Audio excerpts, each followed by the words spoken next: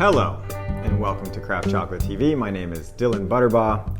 I am with Manoa Chocolate, and today I'm going to lay out a formula for success, a framework or a path for what worked for our business. And I've shared a lot of this throughout the last however many 60-something episodes, but there's a formula that has worked for us. And I'm going to break it down as simply as I can so that everyone can copy it, because the more craft chocolate that's out there, the better the chocolate world becomes, and the more people start buying good beans and sharing what we do. So the first thing on our list, the first thing that I would recommend, if you want to start a chocolate factory, you should work for another chocolate maker that you admire. And there's plenty of them that are doing a good job that you can learn a lot from. And that's the main point here, is learn from another chocolate maker. Take what you think they do well, notice what they don't do well, and then you can apply it to your own business. But the thing about this is you're going to be learning what beans you like, how the machines work, where the raw materials come from, how much space you need to store your raw materials, what kind of issues come about when you get in beans. There's such a huge list of things that you would learn just from 1 month or 2 months of working for another chocolate maker. Do it for free if you have to.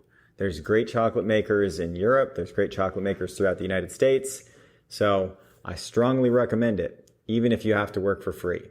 That would be the first really good piece of advice that would save you many thousands of dollars. And maybe even you would realize you might not want to start a chocolate factory, which is okay, because it's often not as glamorous or romantic as people would assume it would be. Just like making wine or making beer or making cheese. It's still a lot of work. It's still manufacturing, food manufacturing. And there's a lot of things that come with that that are overlooked. There's an insane amount of cleaning and broken pieces of equipment that are constantly getting fixed. But anyway, now I'm going on a tangent. Work for another chocolate maker. Learn the trade a little bit. The next thing, start with enough money. There's no reason to start with less than you need, because it's easy enough now to find financing. And if you can't do it, you might not want to start, because you're setting yourself up for making it that much harder than it already is. I would recommend at least $75,000 to $100,000 if you're in a first world country, if you're in a place like the United States.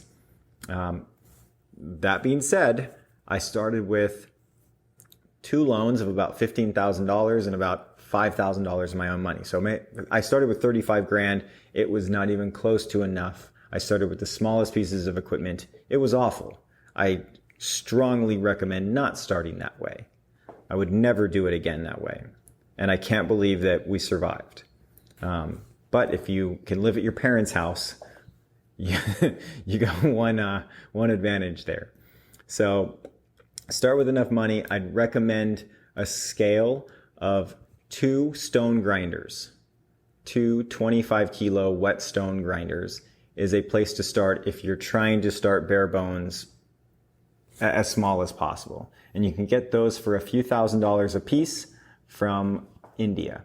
And in the past videos, we've recommended where to get those from.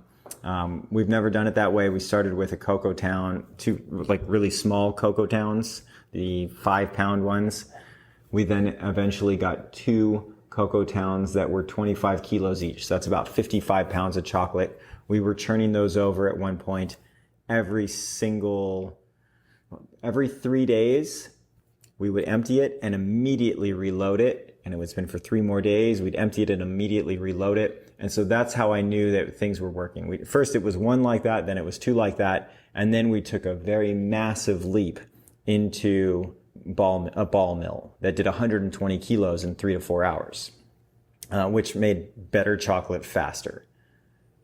But we still had so many issues and hurdles dealing with that. So for another time, I can chat about that, but start with enough money.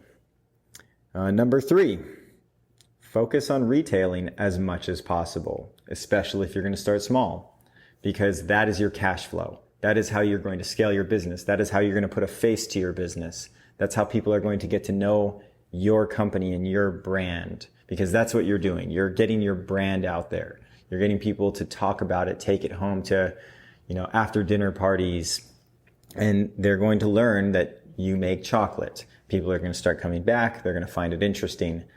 This is how you grow your brand. While you're doing that, you also want to focus on wholesaling your chocolate. First, retail as much as you can. As you have surplus and you're sitting on additional inventory of packaged bars, you're going to want to reach out to your Whole Foods accounts or your whatever health food stores are in your area, whatever boutique stores that'll carry it. Have nice packaging. All of that comes under this next one, which is number 3. So focus on retailing as much as you can. Then there's a lot of things that you need to do along the way. So as you cash flow, as you get bigger, you're going to want to buy larger quantities of things. Larger quantities of cocoa butter, larger quantities of beans, larger quantities of packaging, because that's going to drop your unit costs. That's going to drop, when I say your unit costs, the cost it takes to make a chocolate bar. Everything will be the same quality-wise, except it'll be less expensive to make a chocolate bar from beginning to end. So this is why you want to try and get to economies of scale. You want to buy a container of beans. You don't want to buy one bag. So you're constantly working toward that, and things get more affordable. So you got to be careful with this, because if you only have so much cash available, you don't want to go buy a container of beans if you only have half the amount of money for it. You got to work within your budget. You got to manage your cash flow. And this is a great lesson, because it works the same way when you're small as when you're big. It's just when you're big, you have more money. That's pretty much the only difference. You have more relationships with banks where you can use their money if you want. So a revolving line of credit is what I'm thinking of. But preferably you want to use your own money. That's the safest, easiest way to go. And as you're making money, you also want to buy equipment. As you're making money, you can start paying yourself. I didn't. I took owner's withdrawals for years, and I paid myself what worked out to be about $1.27 an hour. And I just lived as bare bones as I could until there was enough money. But then the first couple of years I was getting taxed, and I was just scratching my head going, what the heck? Why am I getting taxed right now when I haven't paid myself anything? And it's because I was putting money into growing the company, in the sense that I was buying larger amounts of raw materials, larger amounts of beans and butter and milk powder and whatever else.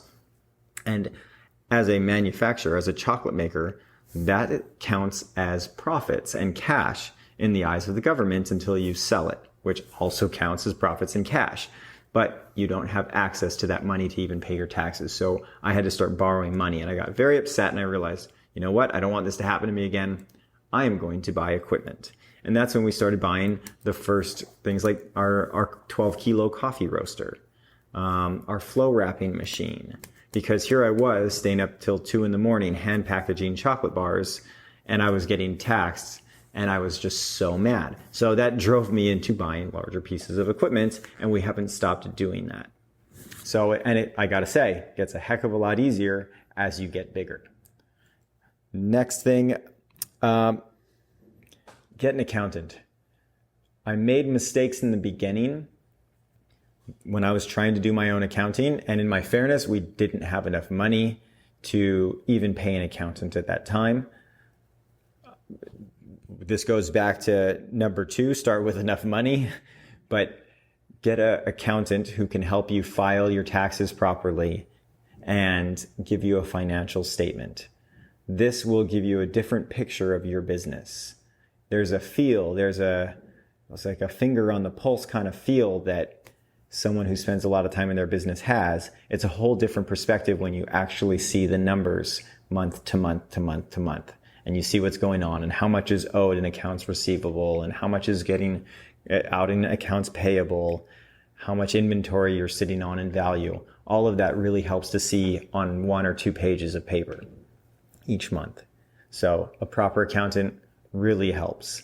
And at the end of the day, it's a fractional percentage of what you should be bringing in.